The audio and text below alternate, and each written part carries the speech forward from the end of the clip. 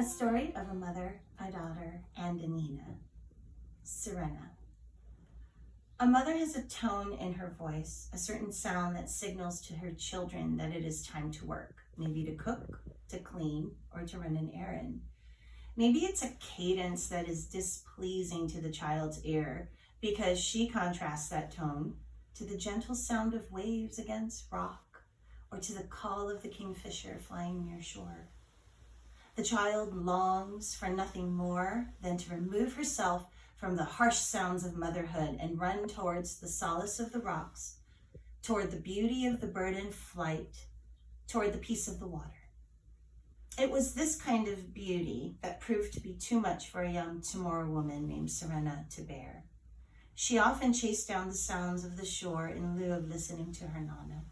She often ran to the water to feel it, to swim in it for hours and drown out the reality of chores and errands that needed completion.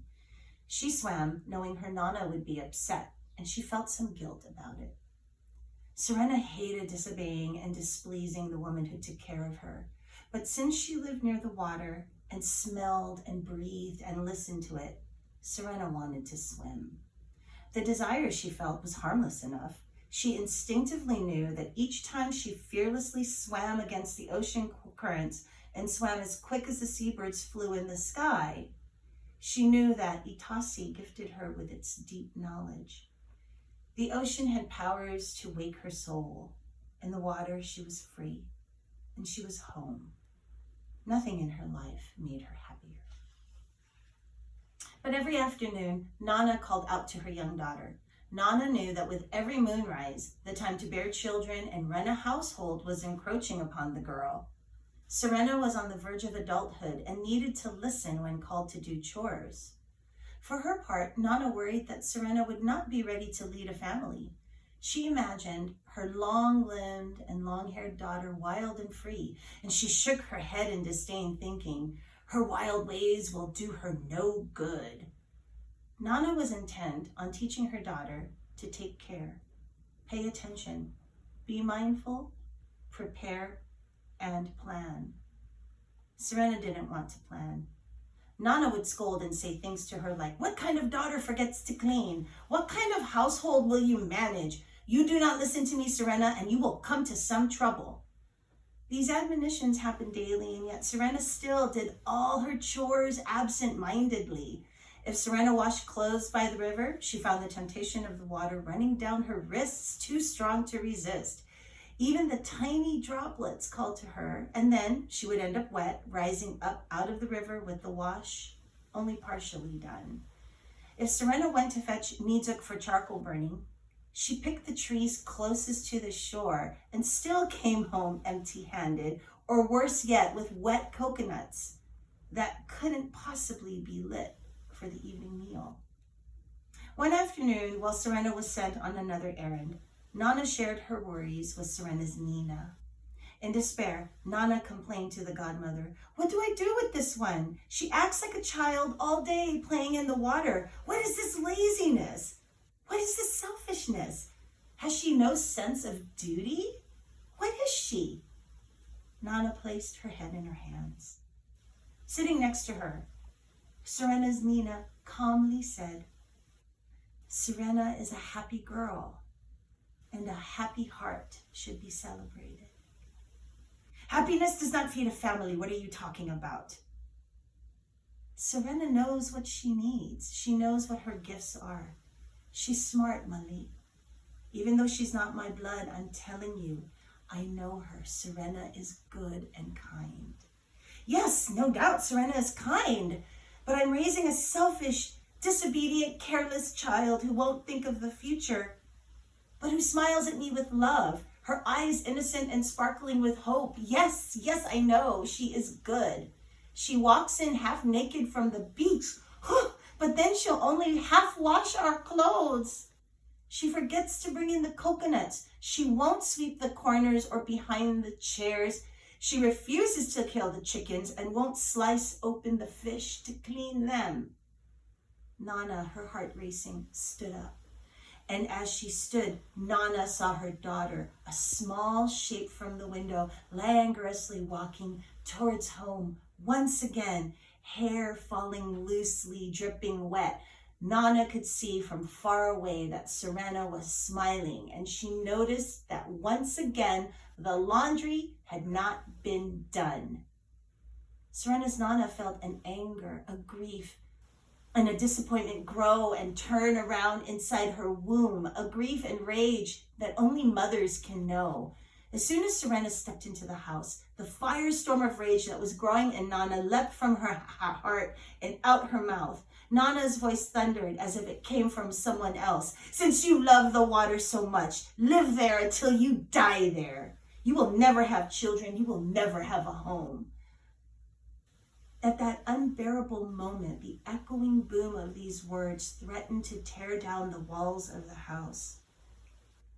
Nana's admonitions pierced Serena's ears with a stabbing pain and clouded her eyes, blinding her. Serena's instinct was to flee from a heartbreak that she didn't recognize. She blindly backed out of the house, turned, and ran instinctively toward the ocean. Serena's Nina watched her goddaughter run away from her home toward the shore, facing the ocean. The godmother's voice rang out cool and calm after the girl. "I claim your heart, Sirena, your mind and your heart. And because of that, I claim your womanhood for you in the places where your mind and your heart live. Your Nana has taken children from you, but she cannot take the ocean from you." Sirena couldn't have heard the peace in her godmother's wish for her. For once in the water, she panicked. The ocean, it seemed, was rejecting her, and she feared that her mother's words were going to kill her. The water raged all around her. Her arms flapped up and down. She no longer remembered how to swim and could not keep her torso or head afloat. She gasped in short breaths, taking in both water and air, coughing and choking. But worst of all were her legs. She lost control of her legs. They felt as though they were on fire. Had she scratched them up against the ocean rocks? She wasn't near enough to the coral reef yet, but the burning was insistent. The pain moved from her toes to her knees. She tried to use her legs to swim, but found that the fire spread to her joints, stiffened her knees, and tightly locked them in an immovable position. She was sure she would sink to the ocean floor.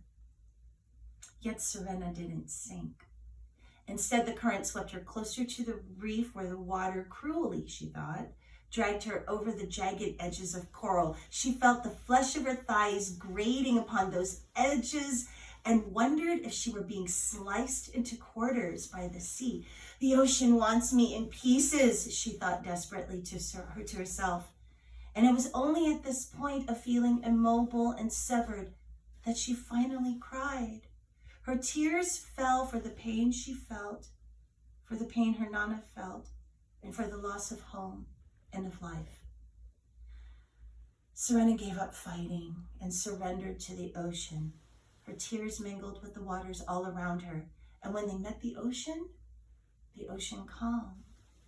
Her heart gathered up a deep, mournful moan for this pain, and when that moan came out her throat and into the world, she thought she heard dolphins. Sirena stopped fighting. She closed her eyes and lay floating on the water as if to sleep. She focused on the feel of the water on her arms and back and neck. She felt the coolness of the wind hitting her wet cheeks, and the pain subsided. She opened her eyes. Sirena noticed there were no dolphins. She noticed that the clouds were missing from Ilanget. She noticed that its deep blue color merged with the blue of the ocean. She noticed these things, yet she didn't notice the ease with which her body cut through the water, or how far and how fast she had swum. She didn't notice the scales, the green, silvery sheen where her legs once were. The glimmer of green she did see, she mistook for the silver blue glare that ocean waves make in the sun. If her heart refused to let go of Nana's hurtful words, then all Sirena wanted was for the peace of the ocean to be there with her. The ocean did not, in fact, tear her to pieces.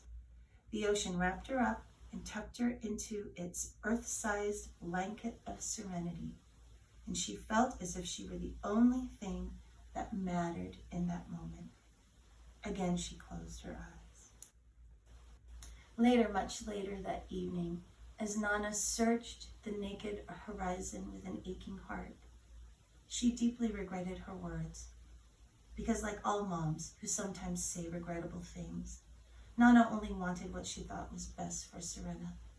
And although Sirena could never go back to her home, the young girl lived out the rest of her days, half fish, half woman, in the body preserved for her by her godmother, and in the form given to her by her Nana, a form that most captured her spirit.